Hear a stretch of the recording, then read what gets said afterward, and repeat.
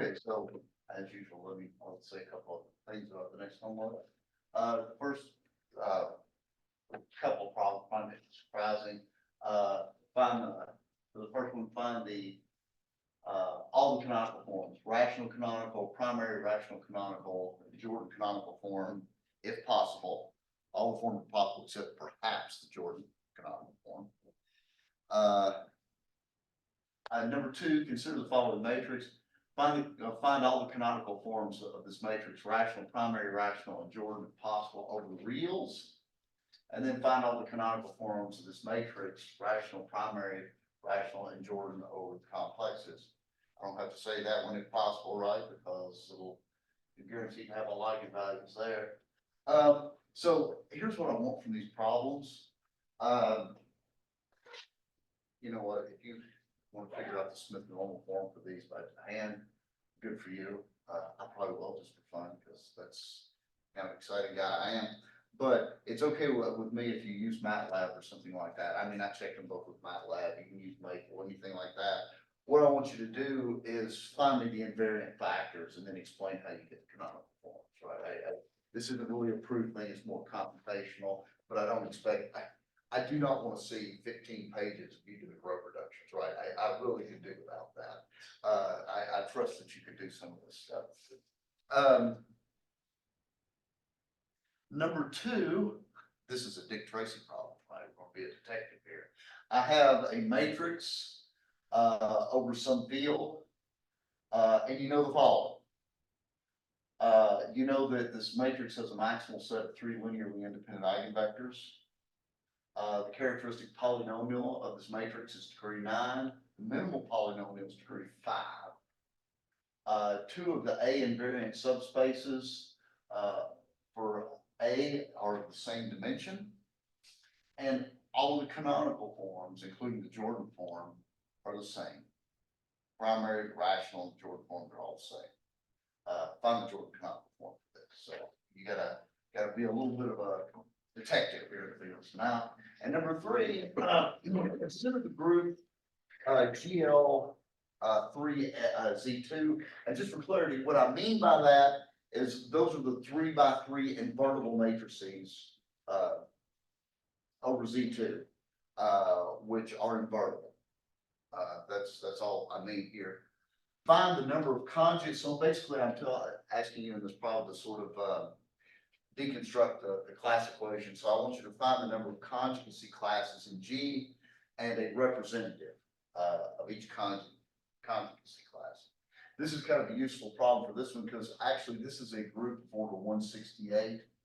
And if I recall correctly, this is the second smallest non-abelian simple group, actually. Okay, any questions? I think are there 2 questions that are number 2? That sounds like me. Yeah, probably I'll fix that. Because I was really, that's my bad. I was gonna put all these up here. It's like an A, B, C, D, E, but I changed it to 2 and then I forgot to change that one. I'll fix that. So that should be 3 and this should be 4. Okay, other questions?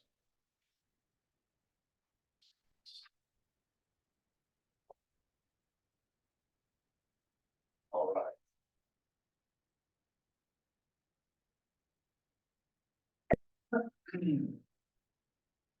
So the last time, the theorem that we were working on was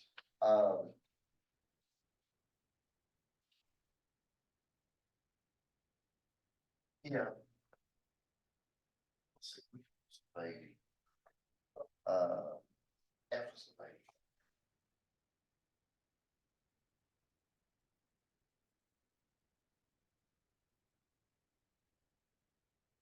And what we were in the process of showing is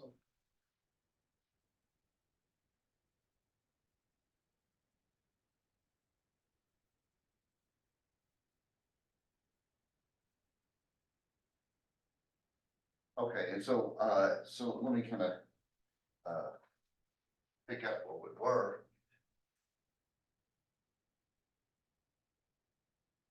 And you,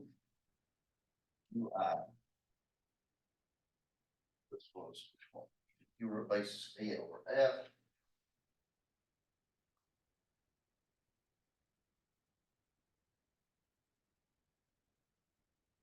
And we had something like VJ, create some other index set values. J as basis of K over E. And what we did was we formed this new set X just by smashing everything together.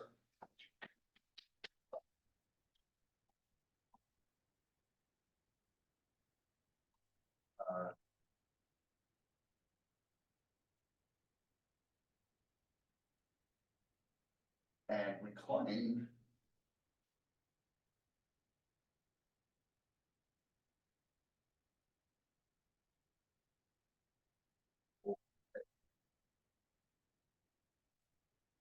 that's what we were. We made this crazy claim, and also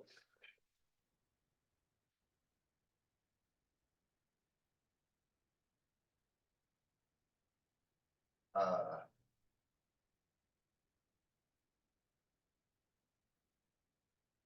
okay, so last time we showed that it actually span, so we're sort of halfway there. And of course, now all we need to do is show that this set is linearly uh, linearly independent.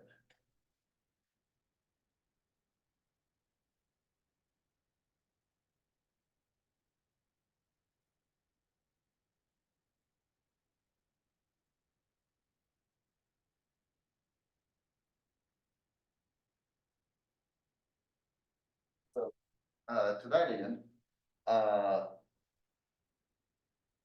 the linear independence, let's suppose that we have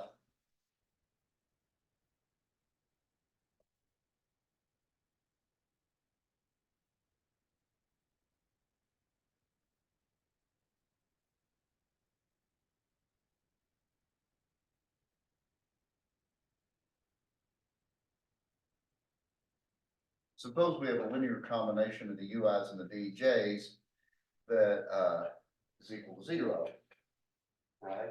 So we'll break this sum up as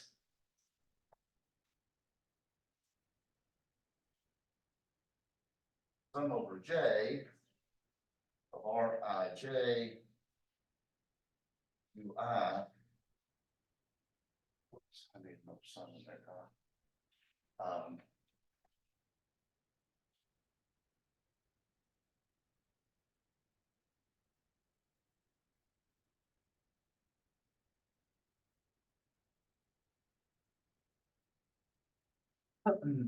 Now, each one of these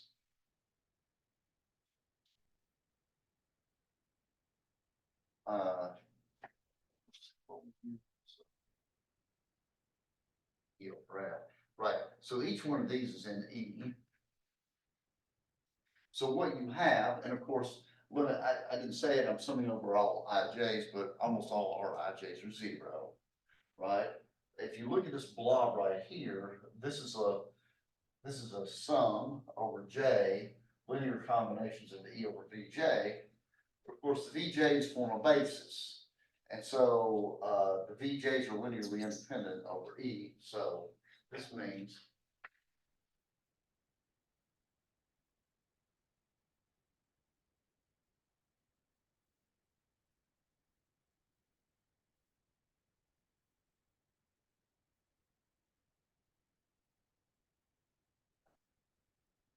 but of course, now the UIs are all linearly independent. So Rij 0 for all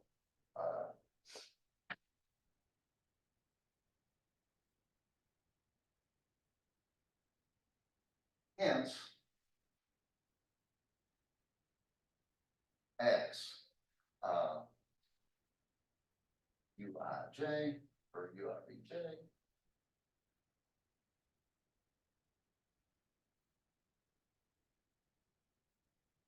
If when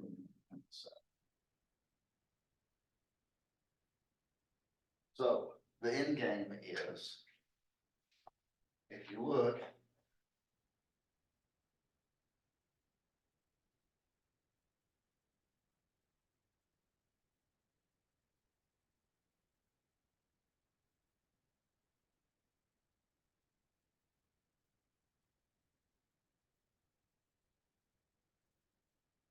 on the other hand, uh,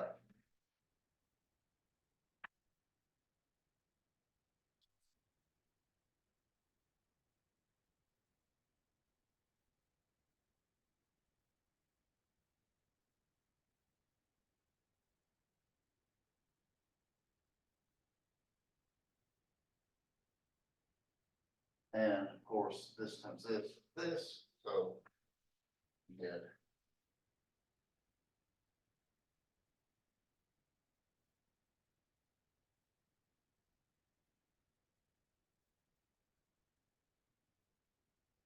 So, of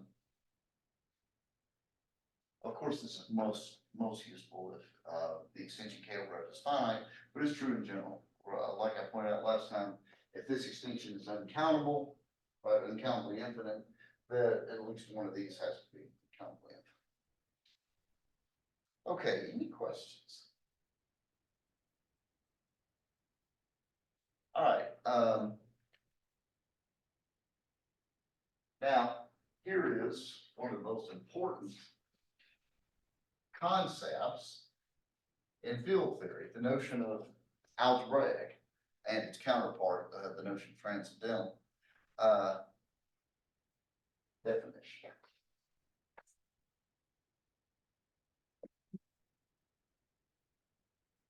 Let's suppose that K and F are fields.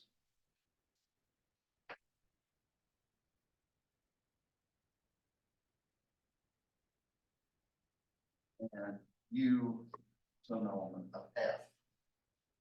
Any element you like. Then we say that U is algebraic over K if U is the root of some non-zero polynomial over K. We say U is algebraic over K if U is a root of some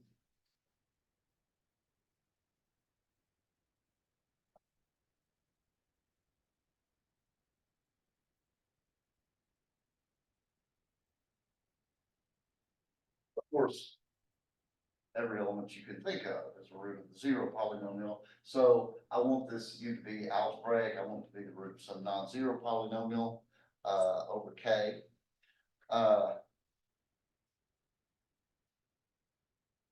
If U is not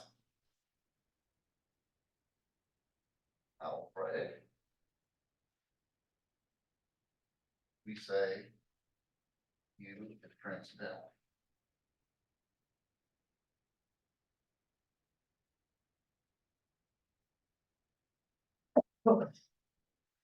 Over K.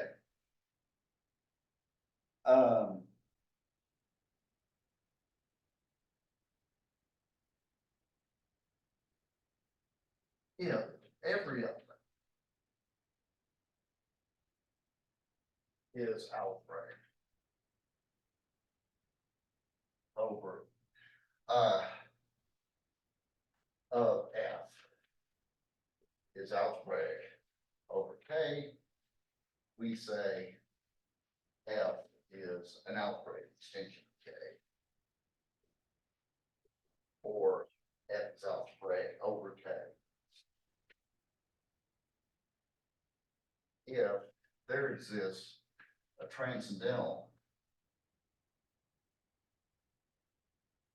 element, let's say alpha in F, and we're transcendental over K, of course, then F is a transcendental extension.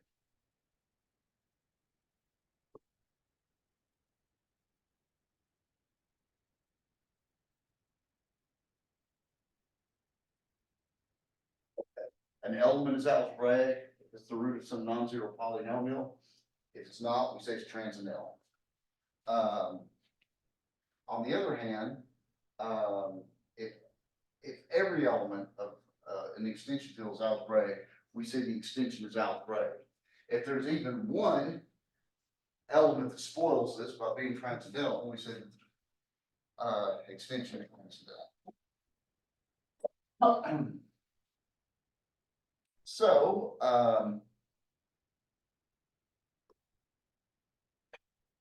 examples.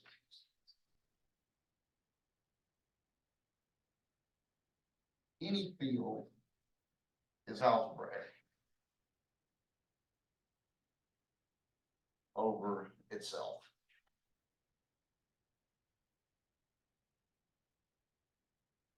Right, in a very simple way,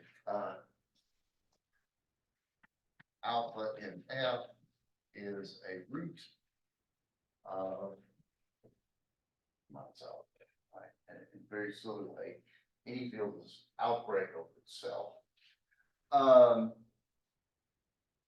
Can somebody give me an example? Let me start with the field. Somebody give me an example of an algebraic extension of the rationals.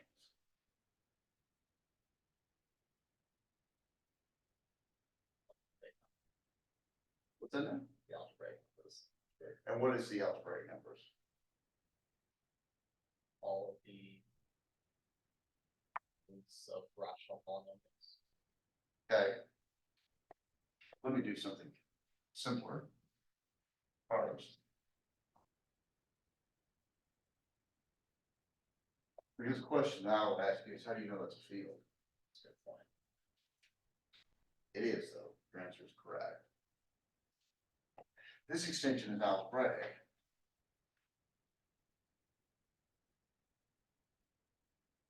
And I can give you a general formula for how this works. In the following sense, if you have an arbitrary, so suppose you have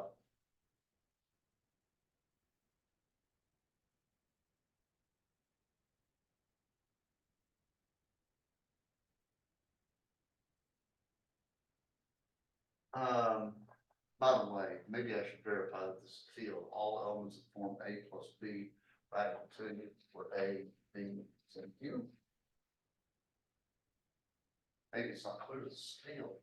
See, now you'll see an application of beginning algebra where they always ask you to rationalize things. Let me go through this really quickly. Would everybody agree that when you add two things in this form, you're going to get something in this form? Everybody agree that all such elements form actually an abelian group. All right, that's okay, right? You got the 0 in there.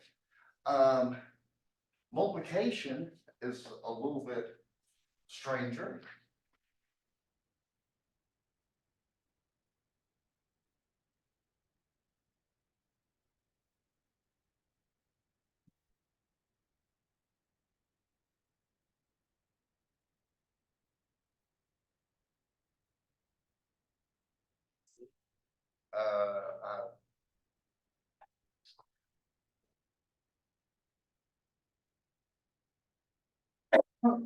Notice when I multiply these out, I get this, right? But the radical 2's together, multiply together and get 2, and this kind of brings me full circle. And this is AC plus 2BD plus AD plus BC radical 2, which is again in here, right? So it was actually the fact that radical 2 squares back into the rationals that made this be closed-ended multiplication, right? Now, the distributive property works, and I'm not going to go through that because this is obviously this is a subcollection of complex numbers, so no problem there. In fact, it's a subcollection of real numbers. But what's one more thing that I need to worry about? Inverses, right? I mean, and that's perhaps not so clear. So let's suppose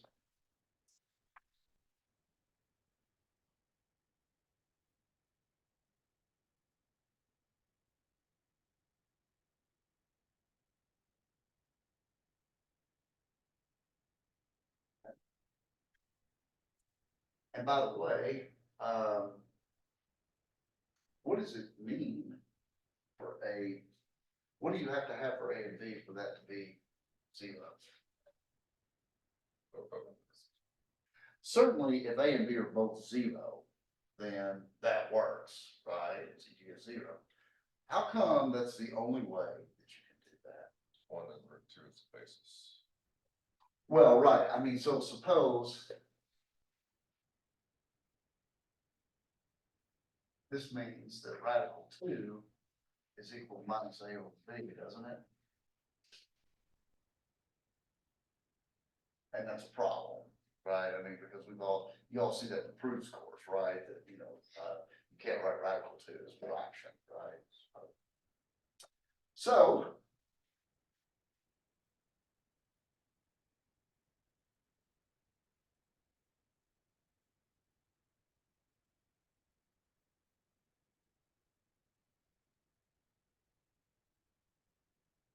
Never thought that would be useful, did you, right? Remember how they used to make you do this crap in school, oh, rationalize the denominator. Well, here's an application, right? So multiply, top and bottom by the conjugate, getting A minus two B squared, this, and what do we get?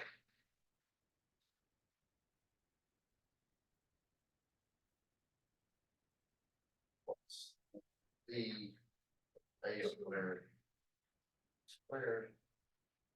What's it? Now notice, of course, this sets off the warning lights, but for exactly this reason right here, that this can't happen, that denominator can never be zero. Right?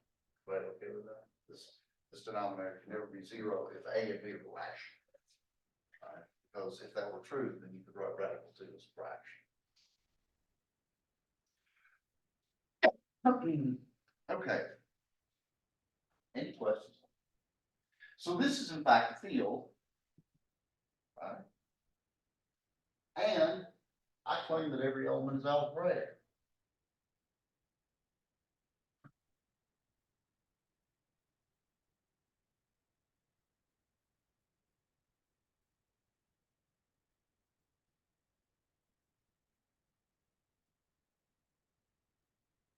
We're going to talk more about this kind of field very soon. But suppose you have this in here. This is a root.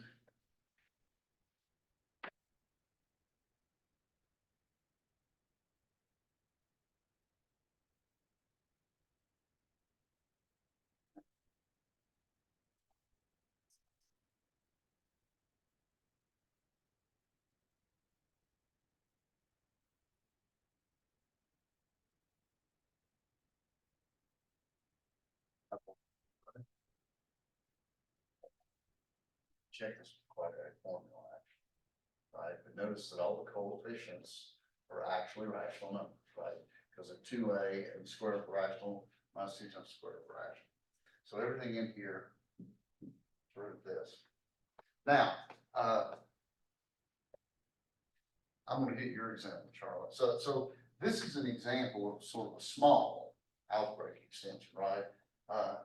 In fact, everything in here is the root. Everything in here is a root of a quadratic polynomial or less, right? In fact, you can make this polynomial smaller if, for example, b is 0, that is, it's a rational number. This polynomial is now a perfect square, right? So it's actually the root of a linear polynomial. Okay, what about a big algebraic extension?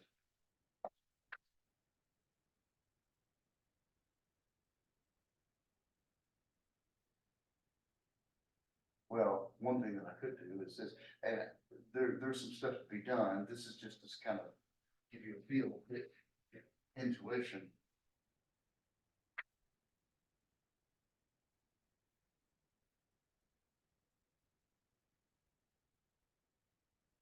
What I'm going to do is I'm going to take a giant shovel and I'm going to start dumping in the square root of every prime, right? So it's the smallest field that contains all the rationals and radical 2, radical 3, radical 5, radical 7, radical 11, square root of all the primes.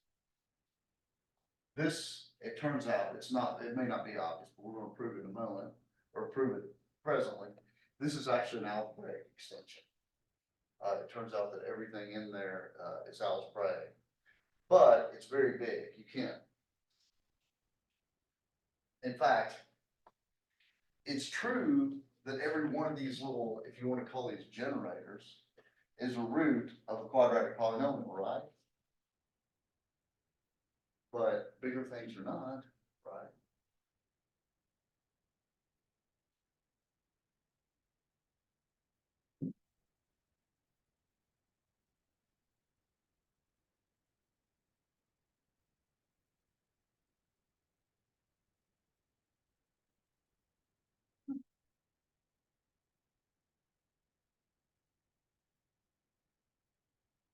What's this minimal polynomial?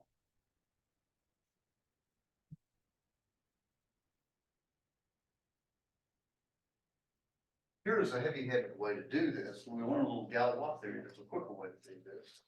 Well, let's suppose we have that.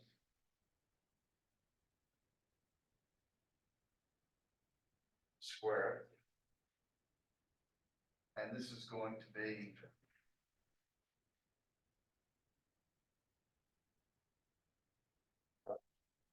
right here. Let's square it again. Now, if I square this, I am going to get 49 plus 20 radical 6, I guess.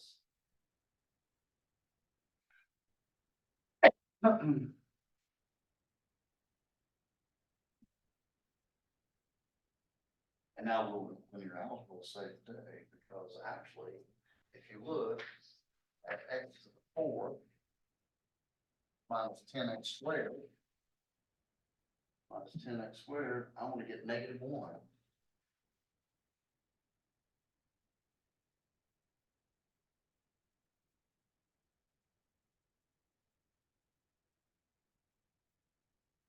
So yeah, radical 2 plus radical 3 is algebraic. It's very easy to tell with the minimal polynomial, if you will, the radical 2 and radical 3 side, x squared minus 2, x squared minus 3, right? Where does this animal come from, right? Doesn't seem to follow a pattern. And it gets worse if I add radical 2 and radical 3 and radical 5, and so forth and so on. Okay, I can make this arbitrarily messy.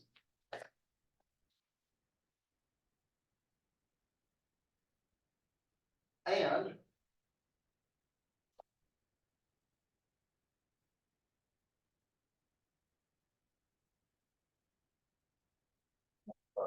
now, talk about this later.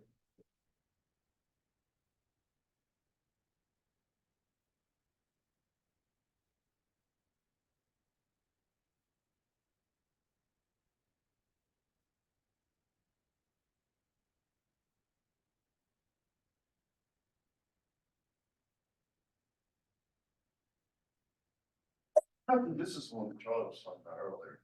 This is the field of all algebraic numbers. So this is every complex number that turns out to be the root of some polynomial, qx, right? Somebody proved to me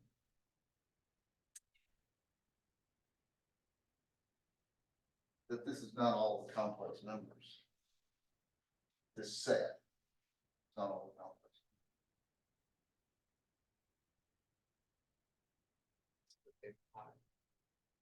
Well, that's right. I mean, but that's stuff we've all heard around the campfire, right? The pi is transcendental, E is transcendental, and so forth, right? Well, Do you know how to prove it? I didn't do it. I have to look it up.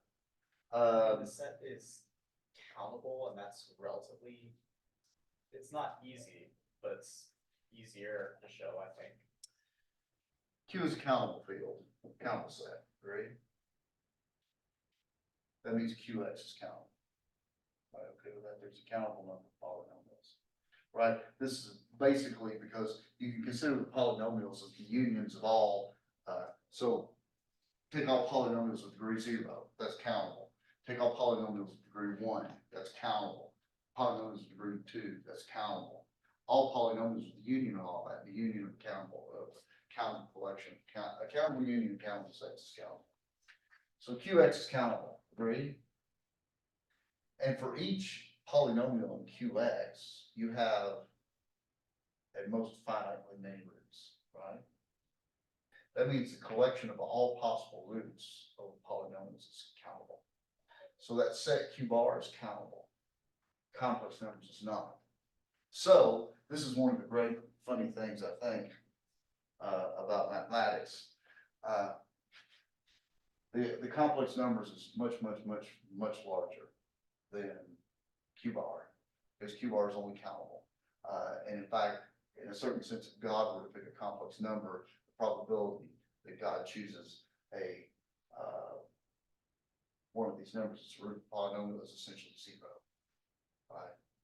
Now, somebody tell me an example of a transcendental number once I take pi and e off the table. Right? Give me one. Right? It's difficult to prove.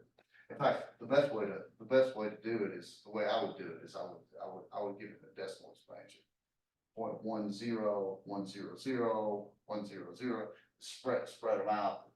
And in fact, there's some theorems of, basically if you make these things sparse or if you spread out decimal expansion a certain way, you can get transcendental numbers. But anyway, there has to be a lot left over. Here's another problem with this example. Second problem is, convince me this is a field, right? This is not clear, right? We're going to get to it, but it's not clear because just because I've got alpha, that's the root of some polynomial phi of x, and with rational coefficients, and beta, that's the root of some other polynomial phi x.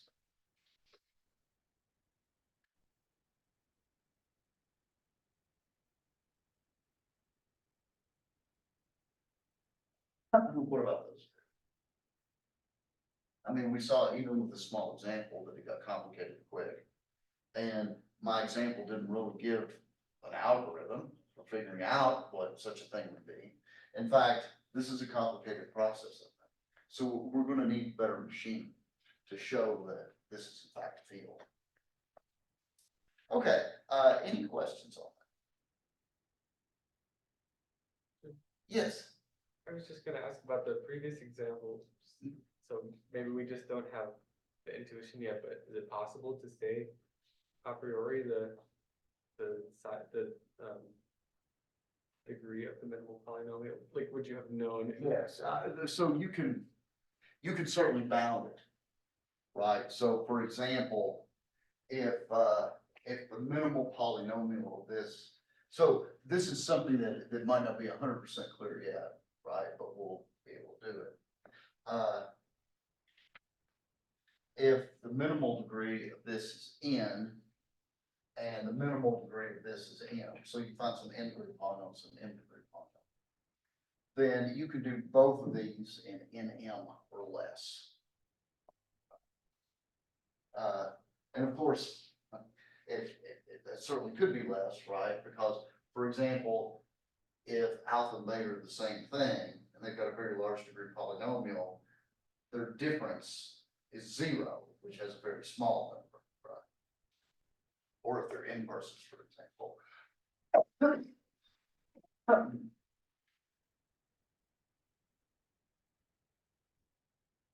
Yeah, so the example that I gave you here was worst case scenario possible, because radical 2 and radical 3 both had degree 2 polynomials.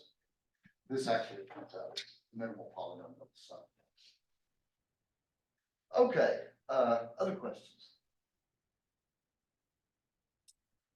Theorem.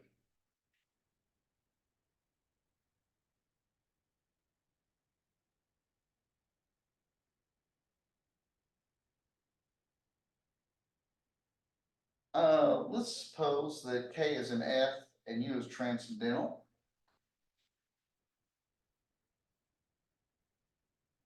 And U and F is transcendental.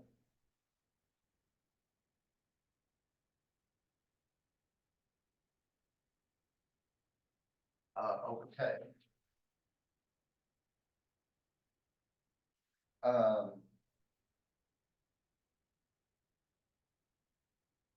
Then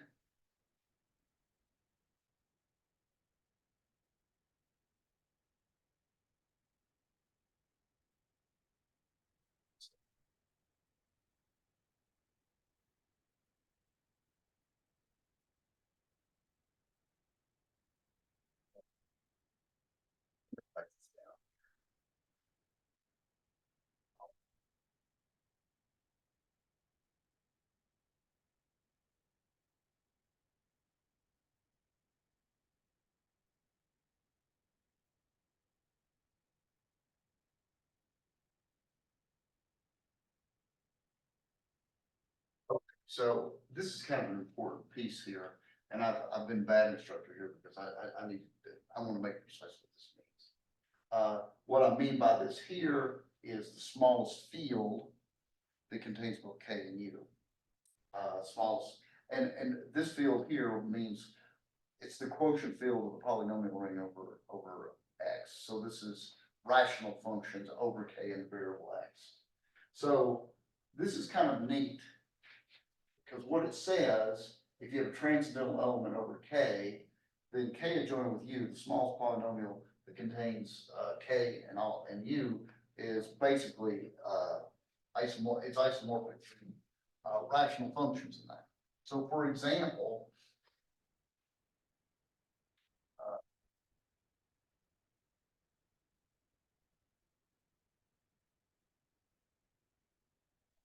the smallest field that contains the rational numbers in pi, and here I'm relying on folklore that we all know that pi is transcendental, is isomorphic to rational functions. So the smallest field, you really can't tell apart, the smallest field containing q and pi, and the smallest, and rational functions and the variable x. So let me make precise this terminology I was talking about.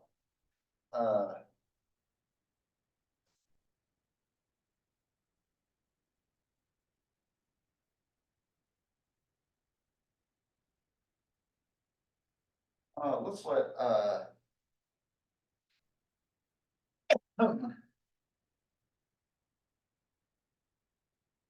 let F be a field and X and F a subset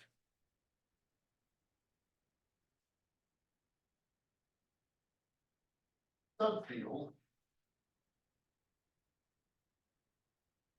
of F generated by X.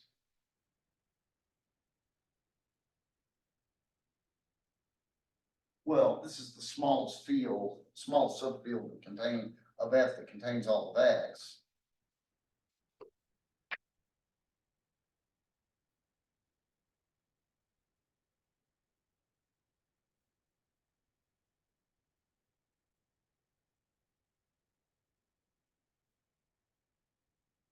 Is let's see, F X K equal. So it's the intersection of all subfields, okay, that contain set X.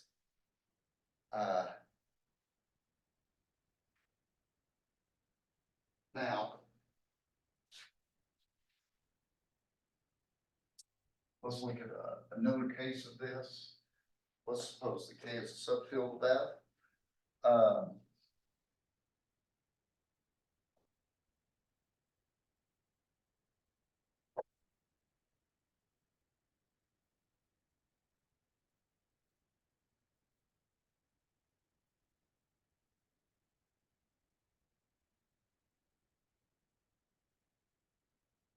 And let's let X equal some finite set.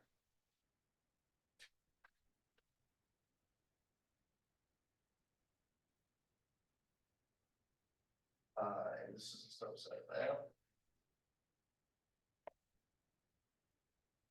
Then,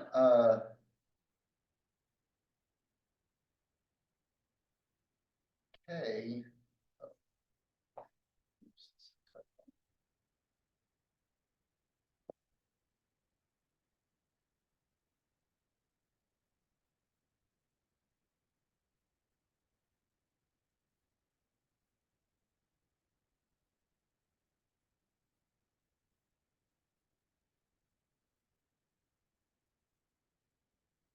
This is the set of all polynomials in this form. Or actually, five polynomials.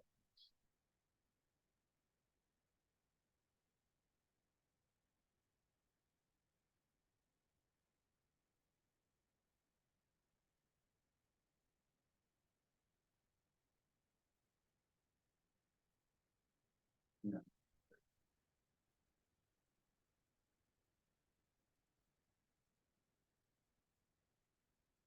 So basically, it's all sums of products of things of this.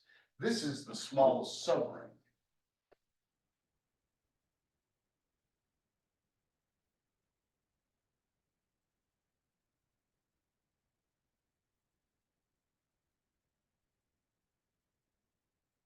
Ring. Ring. Heading. X. Small ring contains all K, and you also throw in A1, day in. Right. Notice that we haven't converted into the AIs, right? Because these are all polynomial relations. So in other words, a typical element of this basically looks like a polynomial in these numbers plugged in, right? So you might have A1 plus A2, you might have A1, A2 plus A3 squared, any possible sort of linear combination of products of these that you get. Okay with that? When I have the round brackets,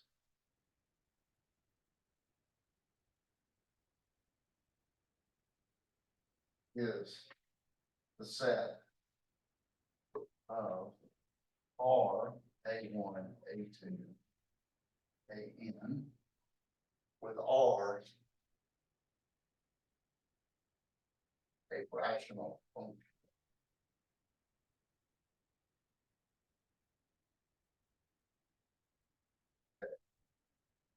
And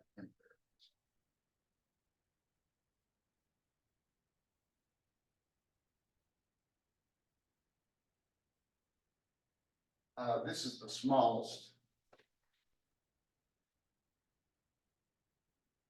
ring, smallest field containing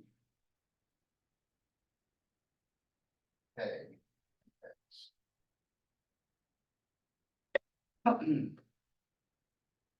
Um,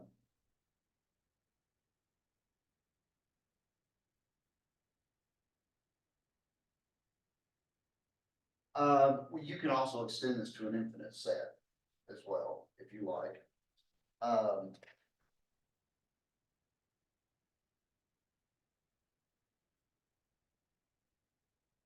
But when you extend it to an infinite set, you have a polynomial in infinitely many variables, but it's truly a polynomial. You can only see finitely many of the variables in a single polynomial, right? In the case, the order of X is 1, so that is X is equal to just a single element A1, then 1 is all a simple extension.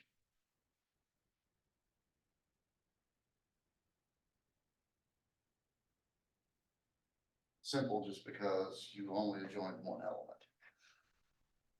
element. So finally, if L and M are subfields,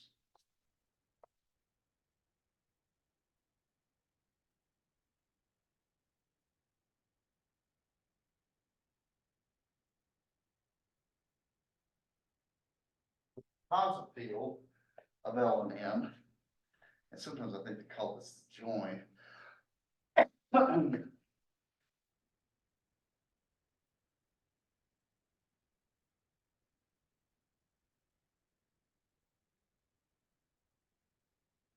Is subfield of F generated by the union of these two. So it's a small subfield of F that contains both L and M separately. Okay, any questions on that? Let me make a distinction in my notation here, might be useful.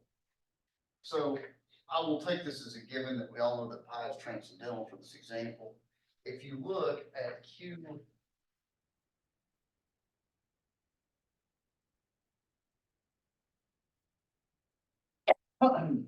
this is the smallest ring that contains Q and pi. This is a set of things that look like this. Q0 and Q1 I plus QP I with T. QI is in.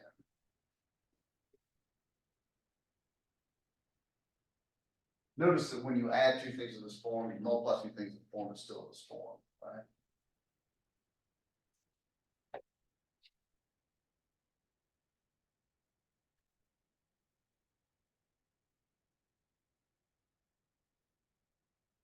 This is a little bit more complicated.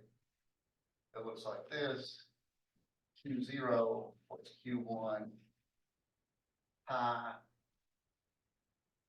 plus P over P0 plus P1 pi plus PS pi S QI PJ Q. So it's all rational functions. Oh dear. Is it possible for that denominator to be 0? Only if the rational function, only if all the PI's are 0, right? The fact that pi is transcendental guarantees that the only way that you can make that denominator 0 is the stupid way, right? Just by letting all the p's 0. Right, okay with that? Notice that this is bigger than this, right? Because, for example, 1 over pi is here, but it's not here. In fact, if 1 over pi, can somebody tell me why 1 over pi is not here?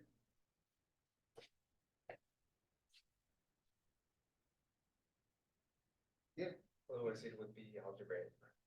That's right, because if you had Q0 plus Q1 pi plus Q, then multiply through by pi and you get an algebraic relation for pi, which is impossible. Now,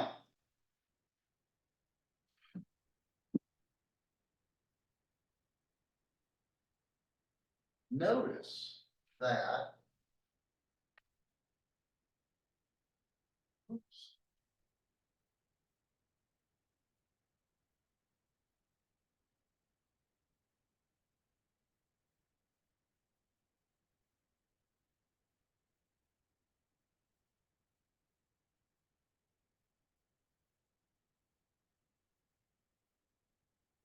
Huh.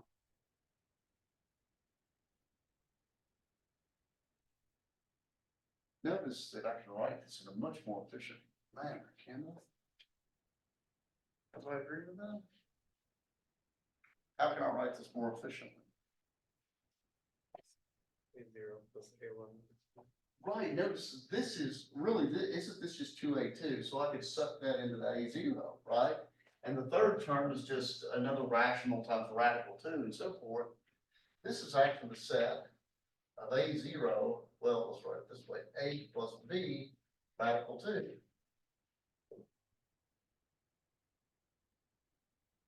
We've already showed earlier that this is close enough multiplication. And in fact, we showed this as a field. So in this case, this is actually equal.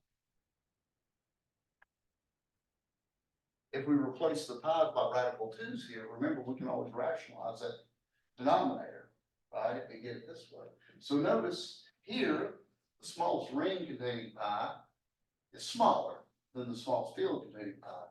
However, with this one, it's algebraic, we get equality here. We'll see how that works next time. Any questions? Yes. Yeah, does the same thing happen for Q adjoining I? Because Yes, I has the same problem. that's right. In fact, Q adjoin any square root of an integer. As a matter of fact. Other questions? All right, well, let me remind you of the math club today. Some of you might be interested in it. Hussein's going to talk a little bit about polynomial relations and rings. Other than that, y'all have a good weekend and we'll see you on Monday.